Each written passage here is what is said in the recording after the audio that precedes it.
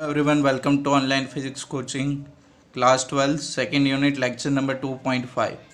ये लेक्चर में हमें बात करनी है इक्वा पोटेंशियल सरफेस के बारे में, properties of equipotential surface and इक्वा potential surface of various charge system.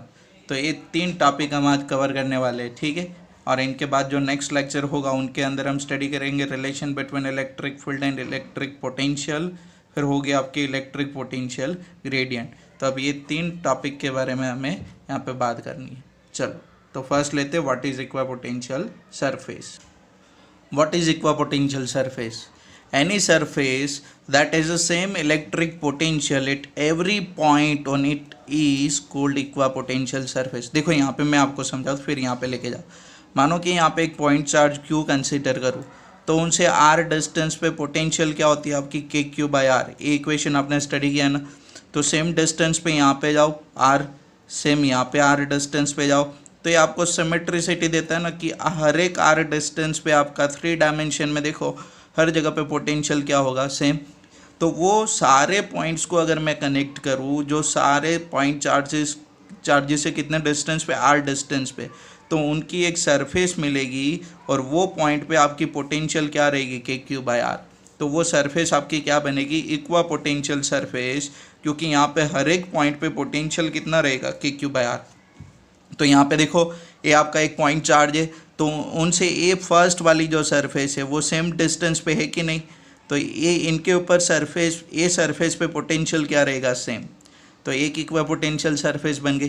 फिर देखो दूसरे डिस्टेंस पे क्या, मानो कि R2 डिस्टेंस, तो ये देखो ये सरफेस आपकी कितने डिस्टेंस पे बनेगी from the centre, R2 distance से बनेगी, तो उनके ऊपर भी पोटेंशियल क्या रहेगा सेम। तो ये सेकेंड इक्वा पोटेंशियल सरफेस बनती है। वैसे ये एक और इक्वा पोटेंशियल सरफेस है, ठीक है। हाँ, ये तीनों पे पोटेंशियल अलग अलग होगा। देखो फिर से ध्यान से सुन लो, इनके ऊपर कोई भी पॉइंट पे आप जाओ पोटेंशियल सेम होगा, इनके ऊपर कोई भी पॉइंट पे जाओ आप पोटेंशियल सेम होगा, इनके ऊपर कोई भी पोटेंशियल पे जाओ पोटेंशियल आपकी सेम होगी, ठीक है।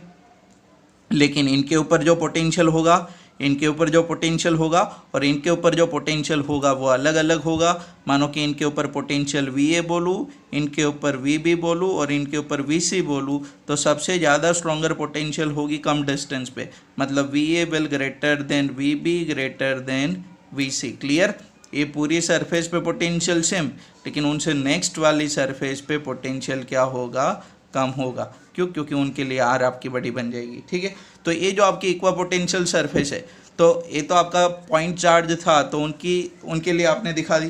तो मानो कि ऐसे भी एक इक्वा पोटेंशियल सरफेस कंसीडर कर सकता हूँ मैं, प्लेन सरफेस।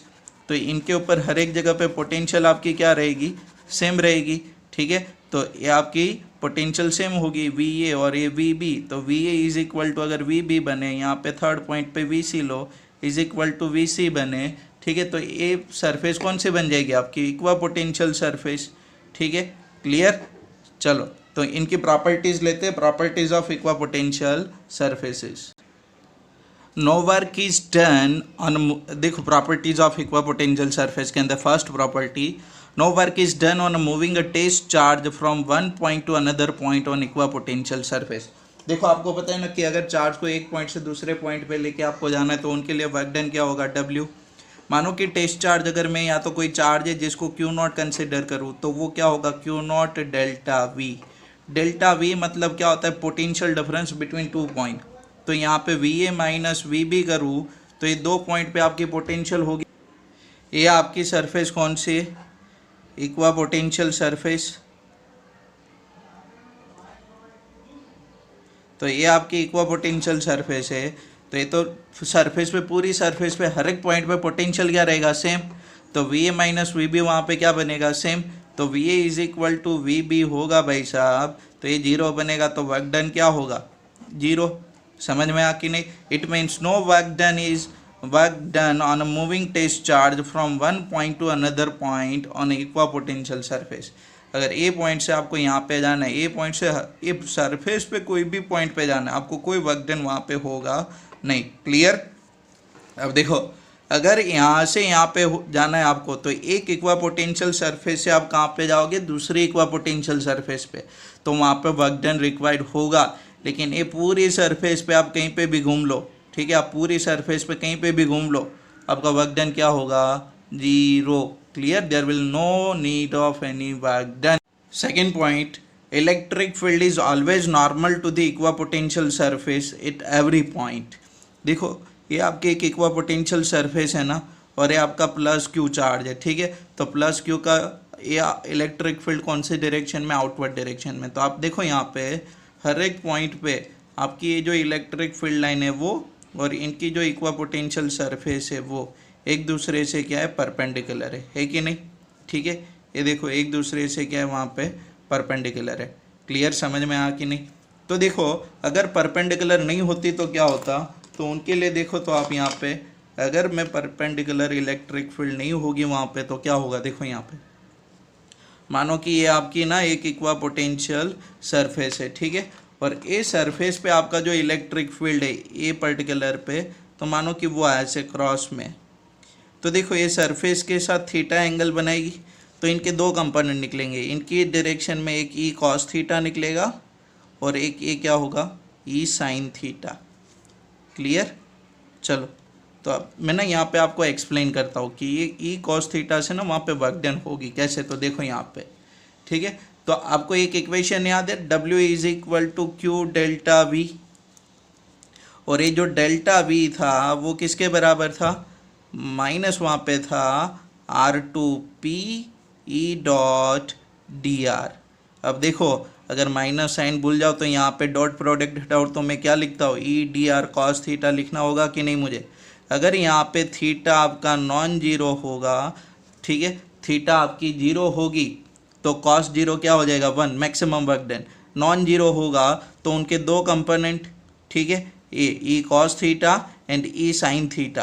तो ये ई कॉस थीटा यहाँ पे आपका एप्लीकेबल होगा कि नहीं, क्लियर, समझ में आ कि नहीं। ये देखो तो उनसे वहाँ पे क्या करना पड़ेगा, आपको वर्क डन करना पड़ेगा।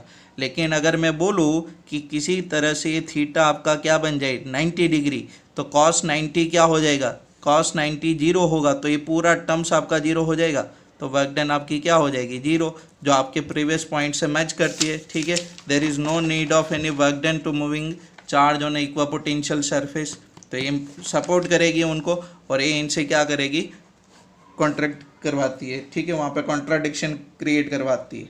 क्लियर, तो आपका थीटा हमेशा क्या होगा, 90 डिग्री होगा, मतलब इलेक्ट्रिक फील्ड एंड सरफेस का एंगल हमेशा क्या रहेगा, 90 डिग्री। समझ में आ कि नहीं आपको, क्लियर।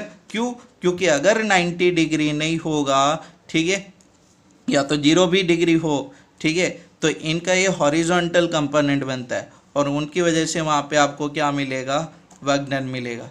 क्लियर, अगर हॉरिजॉन्टल कंपोनेंट है तो सीधा मैक्सिमम मिल जाएगा, ठीक है, 90 डिग्री होगा तो 0 मिलेगा, ठीक है, और कोई थीटा एंगल बनेगा तो कंपोनेंट निकालते थे आप, तो थीटा अगर 90 डिग्री हो तो जाके आपको वर्क डन क्या मिल सकती है, वहाँ पे 0, जो आपकी प्रीवियस पॉइंट से क्या करेगी, मैच करेगी। और ये क्या करेगा, वहाँ पे थीटा अगर कोई एंगल बनेगा तो वो आपको क्या करवाता है, कॉन्ट्राडिक्शन वहाँ पे क्रिएट करवाएगा।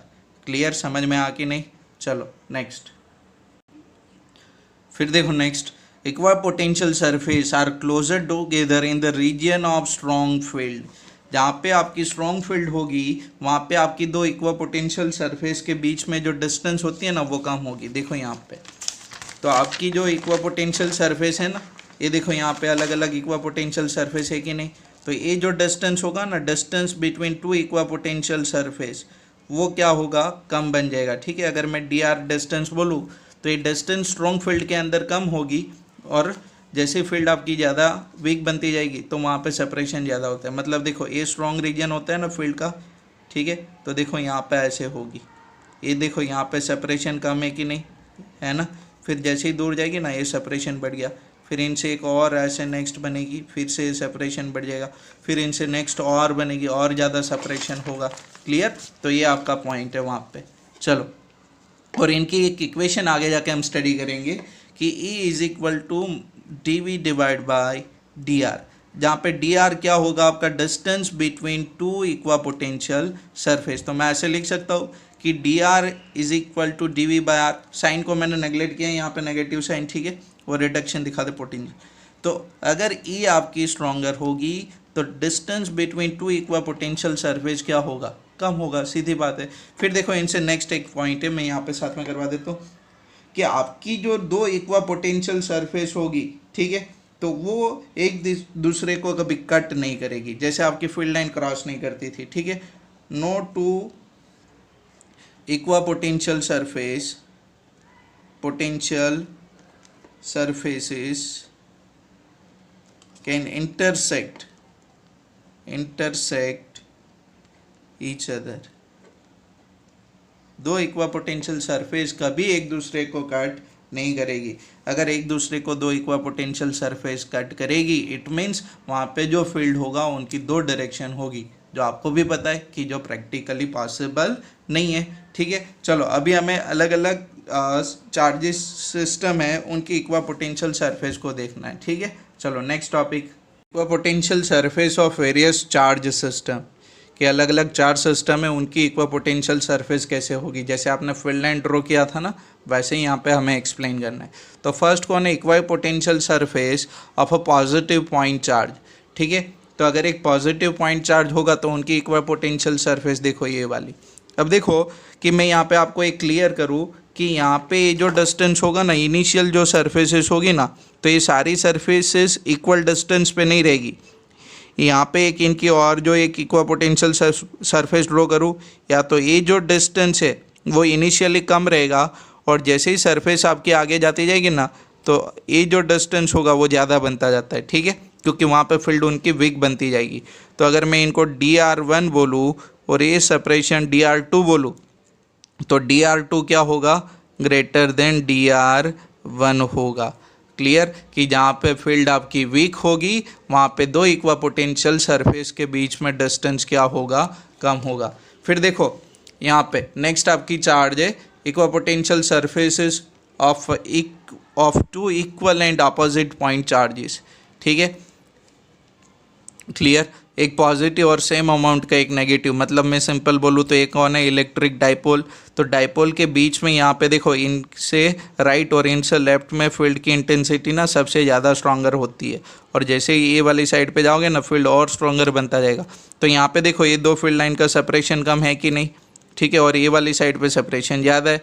तो जहाँ पे सेपरेशन ज़्यादा है उसका मतलब वहाँ पे आपकी इलेक्ट्रिक फील्ड वीक है, ठीक है। और अगर आगे जाके भी ये दो फील्ड लाइन की ये दो सरफेसेस है ना, इक्वा पोटेंशियल सरफेसेस, वो और पास बनती जाएगी। और याद रखो कि ये दो इक्वा पोटेंशियल सरफेसेस कभी एक दूसरे को कट नहीं करेगी। क्लियर, समझ में आया कि नहीं आपको। चलो फिर next, equipotential surface of two equal positive charge. देखो दोनों पॉजिटिव चार्ज है कि नहीं, तो आपको पता है कि जब दो सेम चार्ज होगा, दो पॉजिटिव या तो दो नेगेटिव चार्ज हो, तो उनके बीच वाली जो रीजन होगी ना, वहाँ पे उनकी इलेक्ट्रिक फील्ड सबसे कम होती है। तो देखो ये वाली साइड पे दो इक्वा पोटेंशियल सरफेसेस के बीच में डिस्टेंस कम होगा, और ये वाली साइड पे यहाँ पे आपकी जो इलेक्ट्रिक फील्ड होगी वो क्या बनेगी, और ज़्यादा स्ट्रॉन्गर बनेगी। तो यहाँ पे जो इक्वा पोटेंशियल सरफेस होगी ना, तो उनका सेपरेशन वहाँ पे क्या रहेगा, कम रहेगा, ठीक है, क्योंकि वहाँ पे फील्ड आपकी क्या होगी, स्ट्रॉन्गर होगी। चलो फिर next, equipotential surface of uniform electric field. तो यूनिफॉर्म इलेक्ट्रिक फील्ड में हर एक पॉइंट पे आपकी जो इलेक्ट्रिक फील्ड होगी सेम होगी, तो उनकी जो इक्वा पोटेंशियल सरफेस है ना, वो एक दूसरे से ऐसे क्या बनेगी, पैरेलल बनेगी। समझ में आ कि नहीं, यहाँ पे भी फील्ड इंटेंसिटी सेम है, यहाँ पे भी फील्ड इंटेंसिटी सेम है, यहाँ पे भी फील्ड इंटेंसिटी सेम है। क्लियर, और उनकी जो इक्वा पोटेंशियल सरफेस होगी वो एक दूसरे से क्या होती है, इक्वल डिस्टेंस पे होगी। क्लियर, दो इक्वा पोटेंशियल सरफेस होगी कंसेक्यूटिव डिस्टेंस पे मैं कंसिडर करूँ तो फिर सेम नेक्स्ट पे क्या रहेगी, सेम रहेगी।